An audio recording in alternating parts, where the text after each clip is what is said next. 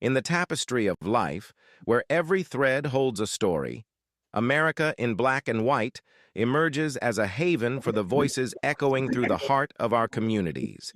In this podcast, we wade through the rivers of our collective experiences, celebrating the vibrant hues of change brought forth by the whispers of hope and the roars of action. It's more than just a conversation. It's a journey into the heart of our society, illuminated by the light of those daring to dream and do. Join us, and let your voice be the melody that guides us toward a dawn where every color finds its place in the masterpiece of our shared destiny. Together, let's paint a future brimming with the positives that dwell in our minds and the actions that shape our world.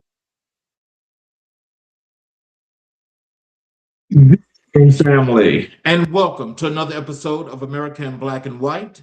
I'm your host, Charles Zackary King, storyteller, community advocate, and someone who believes deeply in the power of truth, clarity, and conversation. Tonight, we're stepping into a topic that affects every household in this country, whether you follow politics closely or try your best to avoid it.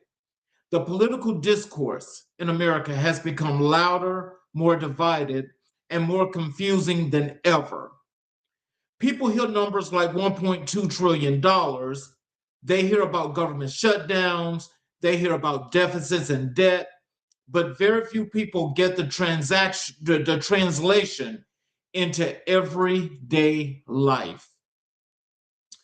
My goal tonight is simple: to make politics plain, to break down what's happening in Washington in a way that connects to your kitchen table, your healthcare, your paycheck, and your future. We're going to talk about the recent Senate bill, the national deficit debt, and state of healthcare and subsidies, and what all of this means as we move forward and move toward the midterm elections. This is not about partisanship. This is about understanding, because when people understand the system, they can navigate it. When people understand the stakes, they can vote with intention. And when people understand their power, they can shape the future. So let's get into it with honesty, clarity, and the courage to face the truth head on. Before we get all the way into this show, I want to say to those of you that are watching, as you are watching, please, if there's any questions that you have, you can put your questions in the chat, and I promise you that I will read your question aloud and answer your question to the best of my ability. So, as we get into this, I want to start off by just saying, I want to clarify the difference between political noise versus political reality. Political noise, you hear people say many, many things, and people are out just doing scuttlebutt, just to get rises out of people, to see what kind of reactions they get, and just have people thinking and saying many things. But the political reality, or the things that actually affect you, the individual, it doesn't matter if they're positive or if they're adverse. These are things that you guys need to understand. And what I want to make sure that we go through tonight is we separate that difference between the noise and the reality. We want to also talk about how policy decisions affect everyday life. These policies that these folk are passing up in Washington, D.C., the thing is, it's said that's true, and that is, people, the top 1% has actually bought the power and the policy of this country. That everything that happens in this country is all about that top 1%. So for us, that's below that, beneath that, we're all in situations to where we only get a piece of the pie. And if you're at that very, very bottom of the totem pole, primarily you might not get any of the pie. And so we're going to make sure we clarify that. We also want to clarify the importance of clarity heading into the midterm elections. These midterm elections are determining right now what's the outlook, what's the shape of the country going to look like. Should we even trust these people that we vote for, the people that are in office? How do we know that they're doing our bidding and taking care of our interests? And in just saying that before we do anything else, we know that that's not happening. So unless you got a stake in the game where you can pay these folk that's in these political machines that are operating this government, you're not going to get anything worthwhile. But we're going to talk about how we can change that. So I want to start with asking you guys this question. It's not a rhetorical question. It was either last Thursday or last Friday. How many of you remember, or how many of you have knowledge of the $1.2 trillion bill the Senate passed in order to fund a part of the government while the government is shut down? Now, I want to say that again. The Senate passed a $1.2 trillion bill. And in that $1.2 trillion bill, it is to fund a part of the government while the government is shut down. Now, we're used to hearing that some of this has taken place. But if you think about $1.2 trillion, that's a lot of money for partial government. Okay. Now, they haven't had that vote yet if the government's going to shut down or not. Now, one thing I can say, and I'd like to stay honest and transparent about, is when it comes to that, I do not know if there are triggers in this bill when it was passed that will have it go into effect for, particular things happen. That I do not know. I can't tell you that at this point. I am still researching to find out about that, because my honest opinion about that, as I'm still looking to find out how this works, is that it seems like there's a slush fund that's being made available. And so again, I don't know if that's right or wrong, but I will say that in my opinion, I do think that that there's going to be a slush fund that's being set aside for in case situations that if this does happen, then there's going to be money to be played with to do whatever is necessary when it comes to this administration. Now, when the Senate passed this bill, we know that it was designed to prevent a February government shutdown. Now, in this case, the government still has to pay its bills. Now, they still have to pay the bills. But if the bills are not paid, and we just passed a $1.2 trillion bill to do a funding that's not do that, what we should be thinking about, and most people would want to think about, is this going to be more money on top of the government's debt that has to be paid that most likely won't get paid? Now, when I talk about that and when I ask that question, I want you guys to think in terms of one thing, and that is when you have a credit card and you use money on that credit card, which means this is money you don't have, but you're able to use this. So you're playing with other people's money. So let's say, I'm going to give you an example.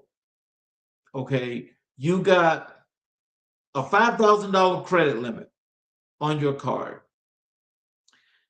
Now, you have things that need to get done. So with that $5,000 credit limit that you got, you go out and you spend $2,500. When you spend $2,500, they calculate based on that interest how much it is that you have to pay, right, on a monthly basis. So let's say you don't use the card again, but you still got to pay back that $2,500. When you go to pay on that card, and let's just say I'm just running rough estimate numbers. Let's say on that $2,500, your monthly payments to pay that back, the minimum payment is $300. So if the minimum payment is $300, and you're using money that you don't have, what do you think happens if you don't pay that monthly minimum balance of $300?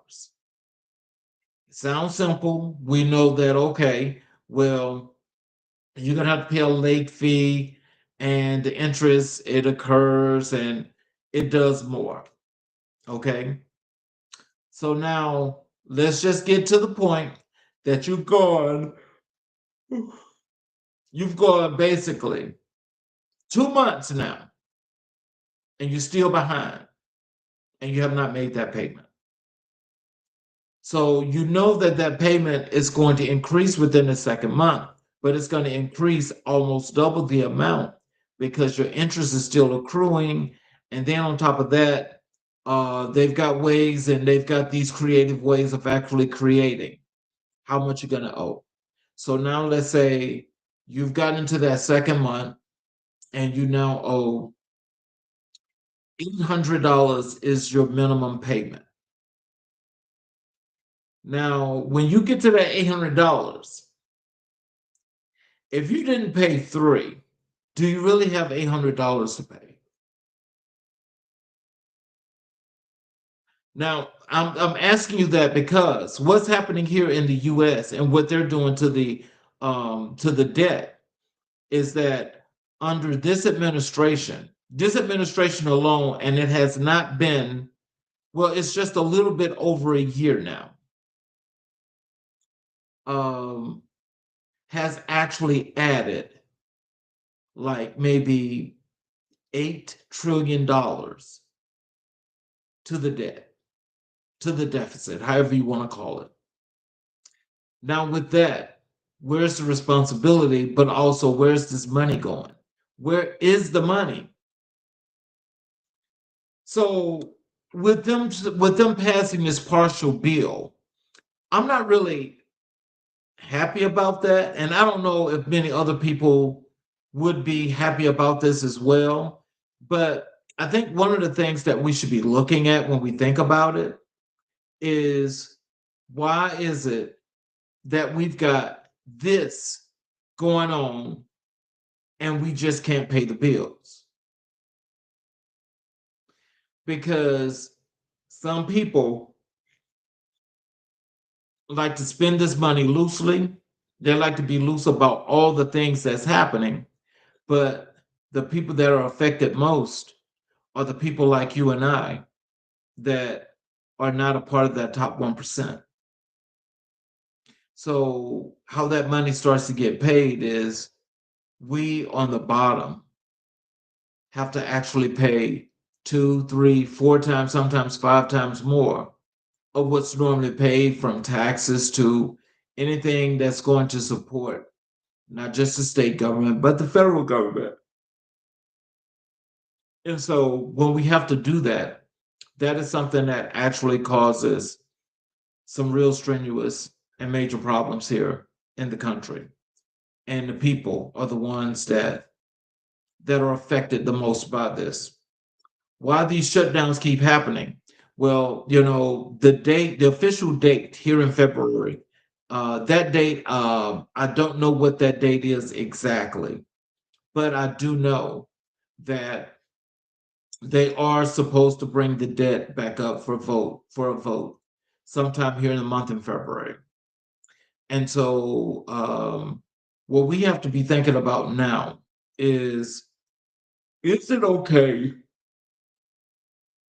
to just continuously, run around and just keep saying we're just going to pass a resolution, doing the continual resolution, which I think has happened now for the last maybe 15, 20 years, instead of actually putting a budget in play and letting everything be about that. So Congress relies on short-term funding patches, and it creates constant brinksmanship. So what that means is normally, the party in charge is the one that gets all of the debts, the debits, and the credits. They get them both because they are the ones that's responsible for what's happening today in the economy. They're the ones responsible. So if they're responsible and they're not doing what they're supposed to do, again, we have a problem that we really need to get solved. And we need to get this solved because this is putting all of us in a bad spot. And so when the bills that they're going to fund in this $1.2 trillion bill are the defense, domestic programs, health and human services, veterans programs, and federal operations. So that's the operation of the government. Why is it that it's going to cost $1.2 trillion to do this? I mean, I really want to know, what do some of you think? Do you really think that passing a $1.2 trillion bill is going to be something that's going to make everything okay? My answer is no to that. It's not. So the impact on everyday people, your tax refunds are delayed, federal workers are unpaid, SNAP and WIC disruptions, small business loan freezes, national parks and offices close.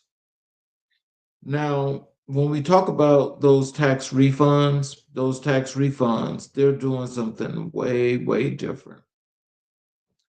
You see, most of you feel like, if you've worked, then you deserve to get your money. So, again, if agencies have laid off an enormous amount of workers, especially the personnel that they call non-essential, where they're furloughed, then that's not going to do you guys, that's not going to do any of us any good when it comes to filing our tax returns. And truth be told, I do think this is why people are trying to file tax returns right now. They're trying to do tax returns right now.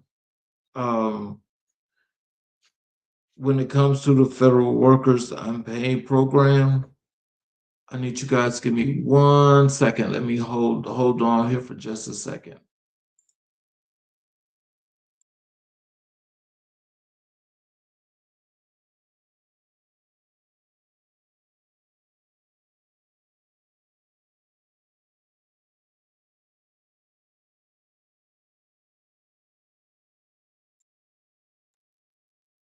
Okay. And so when we talk about these federal workers that are unpaid, I mean, again, that adds another problem. That's a kitchen table issue because people are not able to feed their families. So with all of this, and we talk about, oh, I forgot, the political dynamics. You got spending versus cuts. Okay. And we're talking about where fiscal responsibility was actually pretty good here in the country at one point. Still wasn't beneficial to all, but it was. And so I think that when we talk about no one wants shutdown blame in an election year, well, the Republicans are here again. And they're here at a point to where I'm sure that people are pretty much getting tired of this thing, especially when they're in control of government because they can't lead the government. Anytime you can do the things that they're doing, and you're able to just clearly get away with doing the wrong thing, it's not good for people, it's not good for the constituents. But what I think this political discourse is doing is that it's actually forcing an enormous amount of people to not take the time to actually reach out to their representatives and let their voices be heard. That's more than your civic right to engage with these politicians and make sure that they know that the things they're doing is causing you an enormous amount of harm. There's nothing wrong with telling them that. Nothing. As a matter of fact, I encourage each and every individual to take that time, whether it is writing a letter, whether it is sending them an email, just do it. Just do it, just like Nike, because everything that's taking place right now is going to actually look foreign to an enormous amount of people here in the US. So let's talk about the US deficit and debt.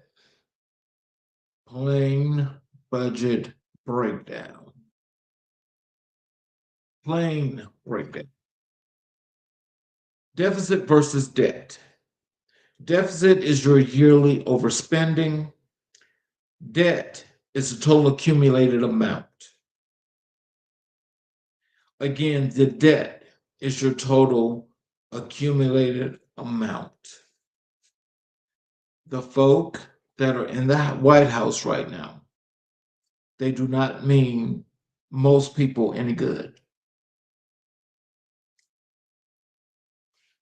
What we're saying is we're seeing these people, um, take the bare benefits and essentials that are needed by the folk that are way down on the bottom, and they're making sure that they do not have what they need. So if they don't have what they need, how is it that they can sit to his or her right or left and plain and simple let you know that the things you want are not viable? That's crazy. That is just totally crazy. So, where the debt comes from? The debt comes from military, Social Security, Medicare, Medicaid, tax revenue gaps, and emergency spending. Now, when it says debt comes from military, the military now has the largest budget it's ever had. DOD has got like trillions of dollars as a budget. And so it allows them to do pretty much an enormous amount of things. This is contributing to the debt. And it's contributing to the debt in the wrong way because nobody wants to get confused as to why the military has got not only so much money, but what are they doing with it? Is there a lot of fraud, waste, and abuse? I can say 9 times out of 10, yes. And that being because you know when you don't have somebody that's ever had a job like that before, you're expecting a miracle. You're expecting something that's definitely not going to happen. You're not if you're expecting good results, that's really good. I mean, I have to stay neutral on that because if this person's never had that kind of a job, and this person cannot, and I repeat, cannot get the military to the level that they wanted to get it to off the net. I'm saying across the water. What they're doing is they're actually allowing um, these different operations that are going all around the country, many different places that are not necessary, but they're creating havoc and starting situations that are going to put the military in so many different situations, which I call distractions. They're causing these distractions, so the people cannot focus on the real serious situations that are actually happening here in the country. So the best way I think to start issues is with the military, which has the largest budget. When we talk about Social Security being a part of that deficit slash budget, that debt when it comes to the government, Social Security taxes are supposed to be collected from each and every paycheck. That's each and every paycheck. Now, when we talk about Medicare, Medicaid, remember the last government shutdown, the one that was just ended in December. Remember that one was about health care, which included Medicare, Medicaid. Now, in this case, with Medicare, Medicaid, they're set strictly for those that are in the lower income bracket to have affordable health care. Well, I think it's safe to say that as this administration is trying to end Medicare, Medicaid, they're not actually looking at the ramifications in which that would have on not just our economy, but the global economy. Again, messing with Medicare and Medicaid is going to alter and play with the healthcare benefits when it comes to Medicare and Medicaid, where these people would not be actually allowed on the program. They're going to change the stipulations of the program, and they're going to have people just doing things in a really different way. And so, again, as we talk about tax revenue and we talk about the emergency spending, these are two bills, these are two parts, of this funding that I honestly do not think are going to do the things that they're supposed to, because signs are pointing to accomplishing a different goal that's actually a part of our system that's abroad. So, why does this matters? This matters because higher interest payments, especially when you can't get money or when you got that credit card, and credit card interest rates have gone up no matter what the card is all around the country. Not good.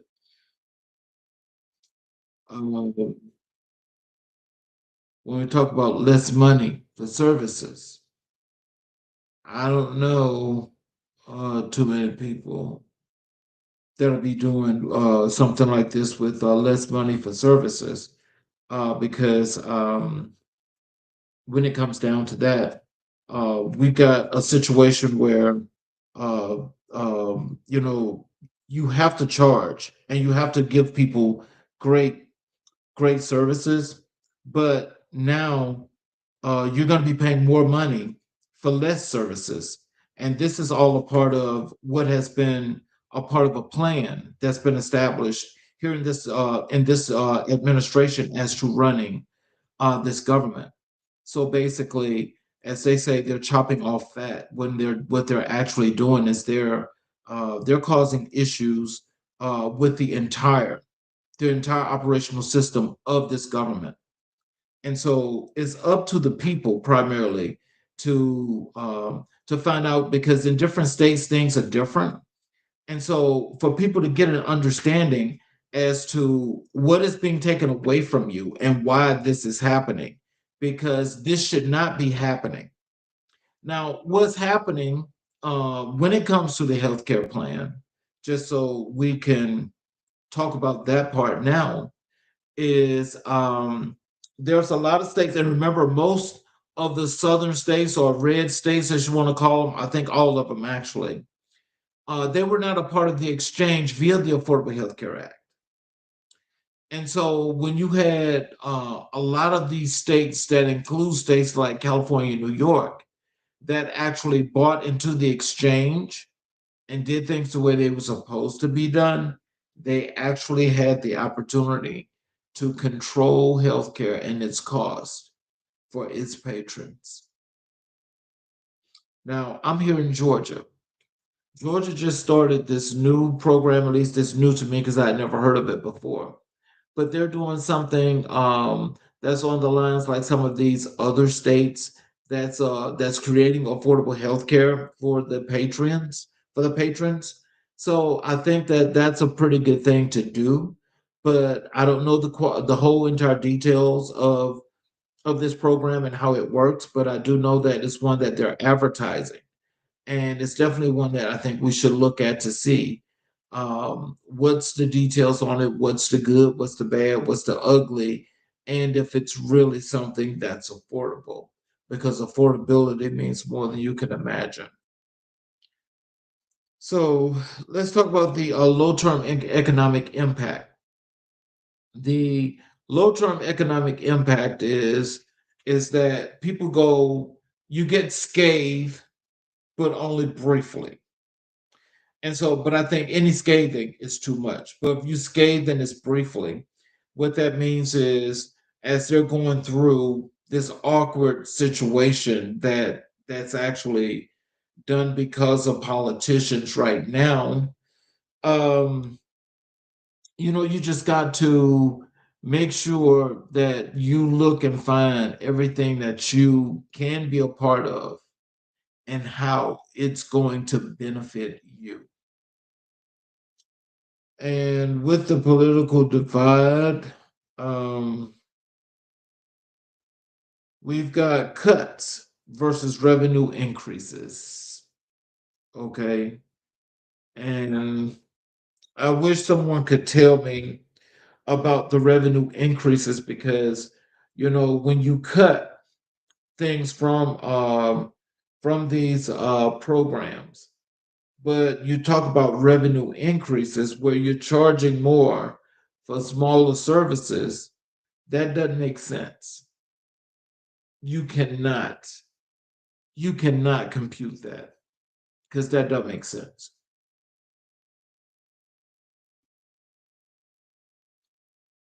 And so let's go over more and let's talk more about healthcare and the Affordable Healthcare Act subsidies.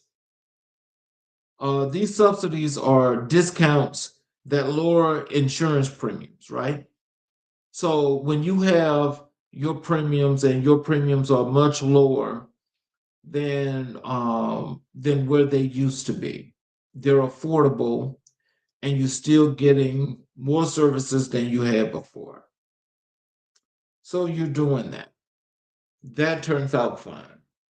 So in that whole process, the only thing that you have to keep doing is you would have to just keep living, paying your part, and life is great.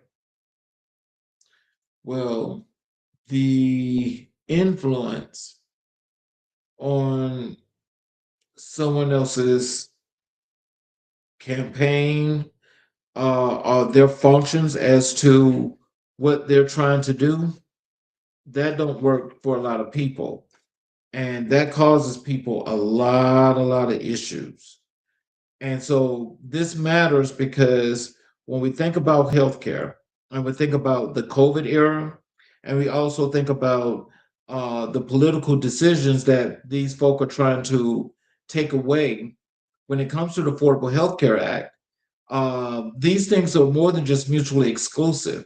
These things are very effective, but they're effective in a negative adverse way for people that are on the lower spectrum of the income levels. And so what that means is if your premiums start to rise, you're not going to see a doctor. If your premiums start to rise and you can't afford it, you're most likely going to stop insurance.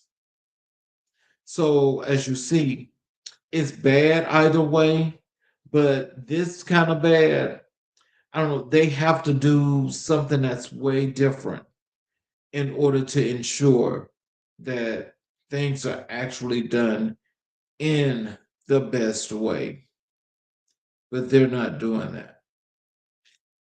And so when we talk about the real world examples, let me just read some of these off to you and let's see if it resonates with any of you. Um, um, Premiums could double or triple without subsidies. Self employed and rural communities are heavily affected. Now, we talk about two things.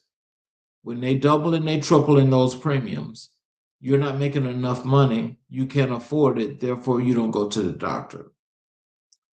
Self employed and rural communities heavily are affected by this because one, they don't have healthcare facilities close to them, and they also have situations to where they just they're just going to be struggling just to even survive.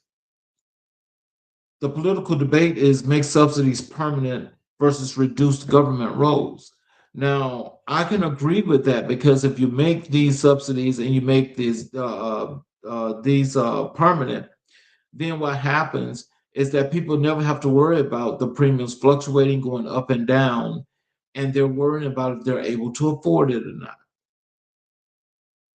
Now, it's saying um, that there's this one political person that's actually thinking about just not making this work ever again. And they're not thinking about how this affects everybody. Now, we're finding these folk are actually going over to work more inside the Capitol building because it's somebody that they owe that they can't afford to pay. So, I just wish that when it comes down to the Affordable Health Care Act, that if we're going to do anything to make this permanent, and if those that's got voices from the political spectrum, that is, whether you're in the House, the Senate, or if you're in your state House or your state Senate, you guys should be doing the right thing and making sure that people can afford health care and everybody has the right to go to a doctor. But by sitting there and throwing rocks, hiding your hands, and saying you didn't throw anything, knowing that what you're doing is damaging, I have a problem with that. I have a major problem with that. And my problem is the people. What's going on with the people that would allow something like this to happen? I mean, we're all human. Everybody deserves that right of actually dealing with their healthcare or their healthcare issues due to their liking. But when you're taking choices away, I mean, that's really faulty. I mean, that's about as salty and as ugly as it can get. Because when you start being like countries that have dictators and they don't allow people to get the things that they need, how many of us here in America are going to continue to sit back and let this kind of assault happens and continues? Because this is an actual assault.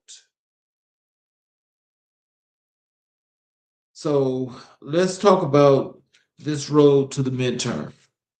This road to the midterm means more than people can ever imagine because what's actually happening here is, when we're talking about changing the House and the Senate, could be a bad thing for the person that occupies the White House. Now, everyone has their own political views and values, and they're very much so respected. They are respected. But even in that whole process, do you really, do you really want to be a part of something that actually oppresses and represses people by denying them their right? I don't see that. I don't see that. And what I also don't see is for somebody to come out the blue maybe and come up with this big beautiful idea like they did the big beautiful bill that can actually change the trajectory of this. Maybe they can do that. So with the midterm elections, what's at stake? Are the House and the Senate control and the state and local powers. And so primarily, they're not the same, but they are the same. And they are mutually exclusive. You got the US and you got the state. So, one could have more options than the other, but that's the premise of being a state because you actually have the opportunity to make the lives of your people that much better. And so most people, most of these special elections that are happening right now, there's something brewing from the political perspective, and that is, Democrats have actually won um, uh, all of these special elections that have taken place so far. And so the gap in the seats that's in the Senate has gotten closer by two. So with that being said, um, we'll just have to continue watching as we want to do our menus. Also, uh, when we do all of our things that's actually going to um, take control, just take control and do what's necessary for the people. Because right now the people are not being served, and that includes myself.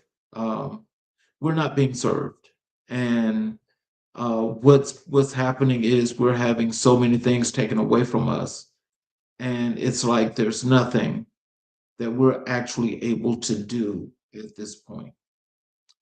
It's kind of rough when you think about it, and you think about you saying you being in the United States of America, but it's true. So the thing is, there's no time to sit there and blame one or the other. Get the job done. And these people are not getting the job done. The key voter issues right now at this point are the economy, healthcare, immigration, reproductive rights, public safety, and voting rights. Now, with these, the problem that's actually taken place from a conservative individual, they truly believe that the more that they can take away from the regular public, that they're fine. But what I'm trying to understand is why is it that the people out here in the public are not doing their due diligence and removing these people because they clearly are there working on behalf of that top 1%. They're not working for the people. When are people going to do what they need to do? So the issues, economy, healthcare, immigration, reproductive rights, public safety, and voting rights. With those should actually bring about an enormous amount of change when it comes to all of these different um, houses or voting blocks, whatever you want to call them, in this election. When we talk about the economy, we want to talk about having the economy work for everybody. The economy does not work for everybody. It's only working for a few. And those few that it's working for, those people already have all the money that they need. Now, nobody's made me the police or the moral patrol. No one's made me the police of that. But I do want to call that out. That what I'm saying with that is that that's causing an enormous amount of people an enormous amount of problems. When we talk about healthcare is one that's got a different ring to it. Healthcare, from what I look at it from this perspective. This is how a lot of those countries that are led by dictators, this is how they maintain population control. Because as long as you don't have health care, you get sick, you just die. But we've got to find a way to keep something like that from happening. When we talk about immigration, that's really hot right now. And we all know that when it comes to immigration, um, they're doing an enormous amount of deportations, legal or illegal. And there are the states that have fought back, they primarily aren't messing with those large states or that's got large cities inside of them. But if you're one of those small states, they're just going to try and bully you.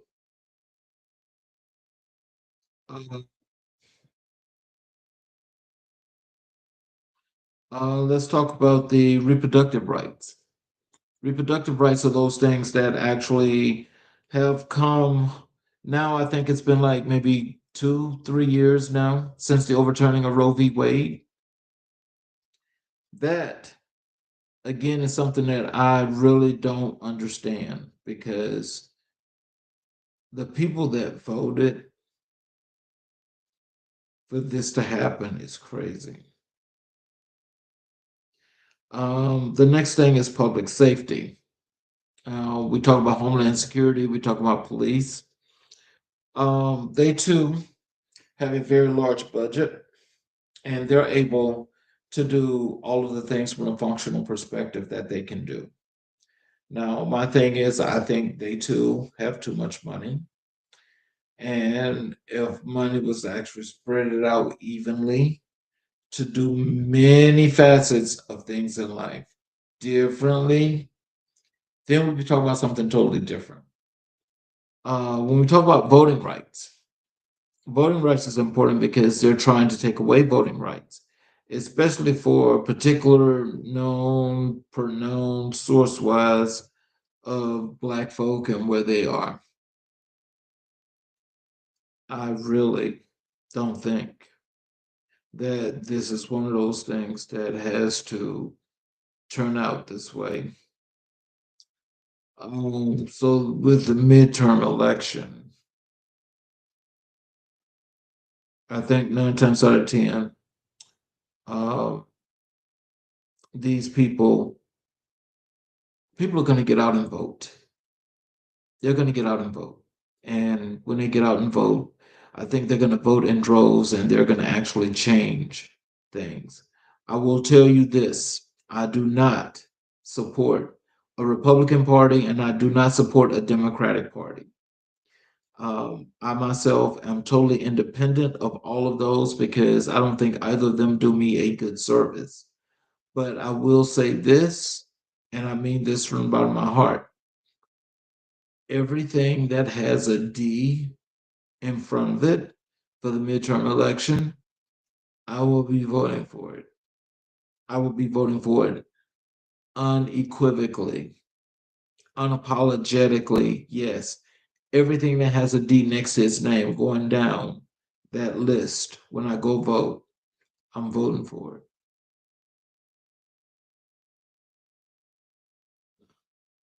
So the midterm elections, they matter because they determine who writes the laws. They shape the next 2 years of national policy. Now, when we're talking about writing the laws, now if the Senate and the House switch to a larger majority, especially on the Senate side, then they could write bills just on the clear um, majority rules. But when they want to manipulate the system and they want to change things, they go on uh, this thing that they agree to do. That for me, for the life of me, I don't know where that came from because it does not, and I repeat, it does not serve the people well. So let's bring this all together. And how we're going to do that is we're going to talk about policy versus personal. And when we talk about policy versus personal, our policy is personal. It's like these policies are supposedly written for each and every individual. They're written to betterment the country, to betterment the laws, and to make things right for each and every individual as we supposedly, quote unquote, stay free. That is not happening. Understanding empowers communities. And so the engagement shapes the outcomes. So where we are with this is when we bring this all together, we know that policy is personal. We know that understanding empowers communities, and we also understand the engagement shapes outcomes.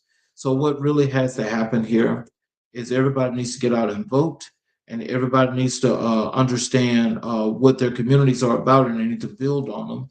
And we need to engage the shapes of the outcomes by actually staying engaged from a civic perspective. If we don't do that, then we can't expect these people to do what they are supposed to do. So, with that being said, I just hope that as we look at how this is shaping up, and we know that the debt for the country is getting larger and larger under this administration, we know that everything that we're used to has changed. Everything that we want to change has changed.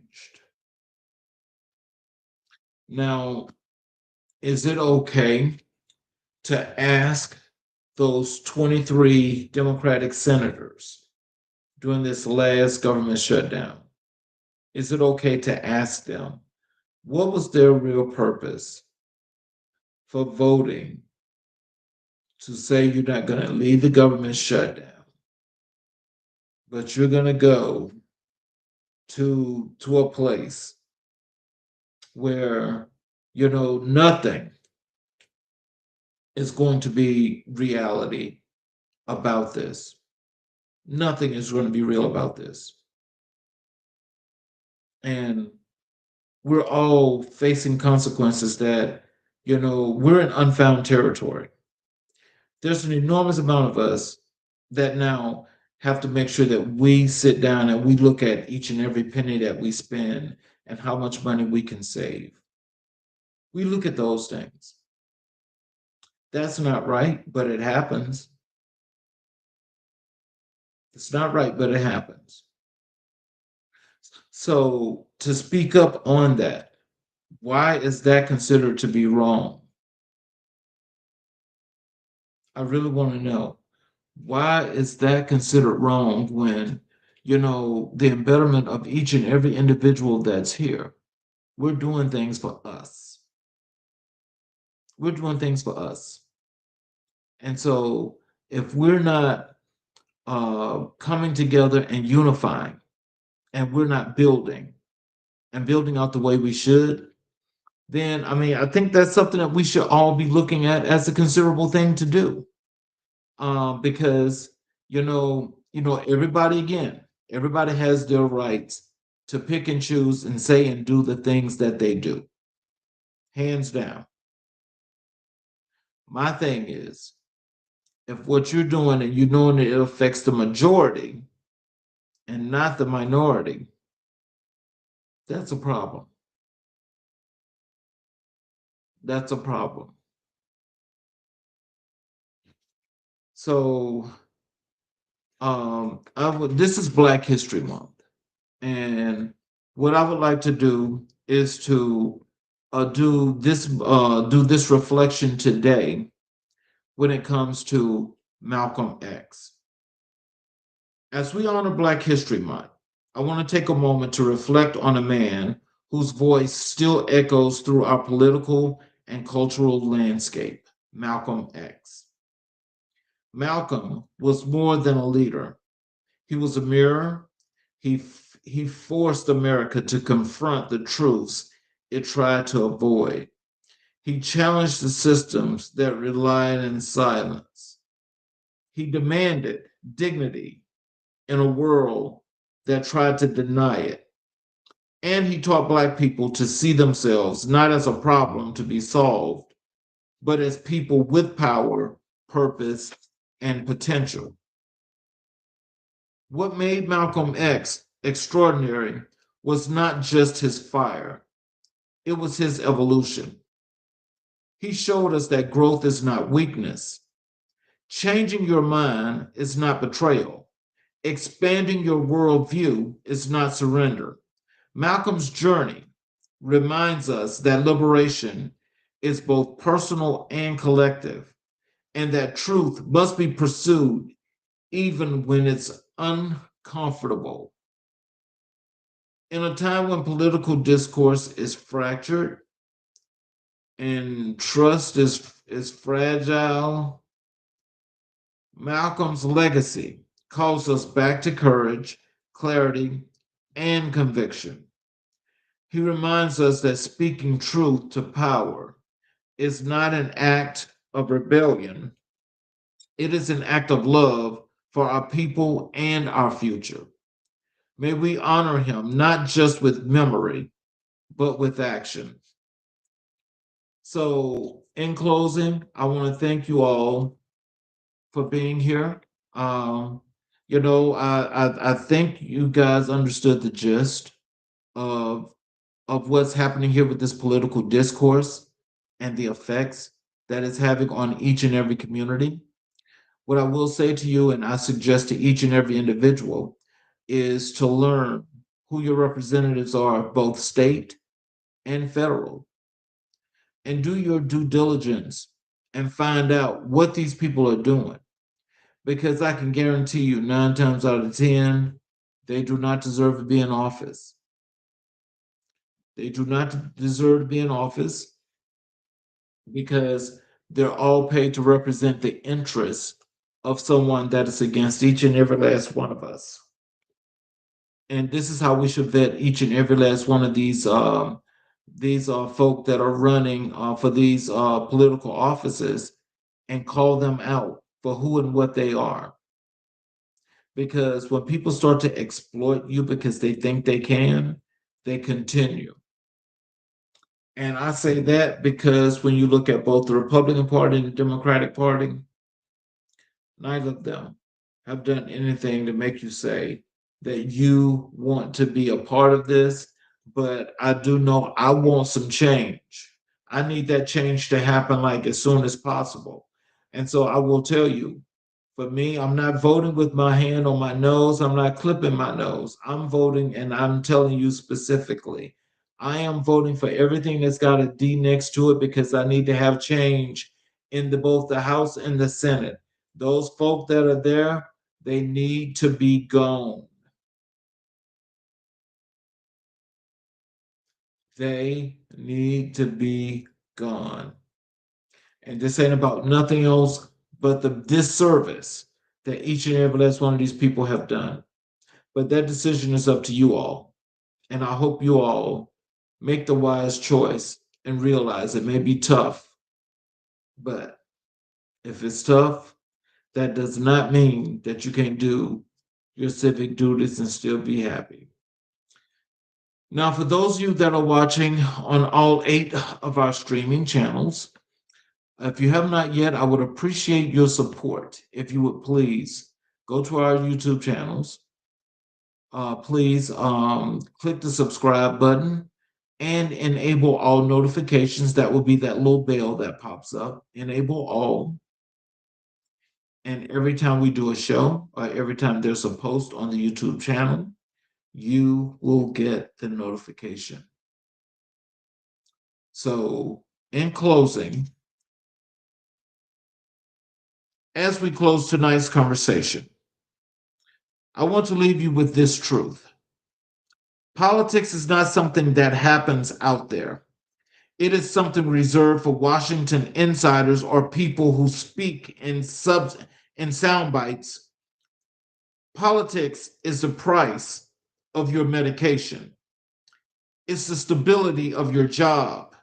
It's the safety net your family depends on. It's the future your children will inherit. When we understand the system, we can hold it accountable. When we understand the stakes, we can vote with purpose. And when we understand our power, we can change the direction of this country. One community, one conversation, one election at a time. Thank you for spending this time with us. Thank you for spending this time with me. Thank you for choosing truth over noise. And thank you for being a part of our community that believes in clarity, honesty, and collective. Okay, so this is America in Black and White. I'm your host, Charles Zackary King, and I will see you next time on America in Black and White, where we will continue to color conversation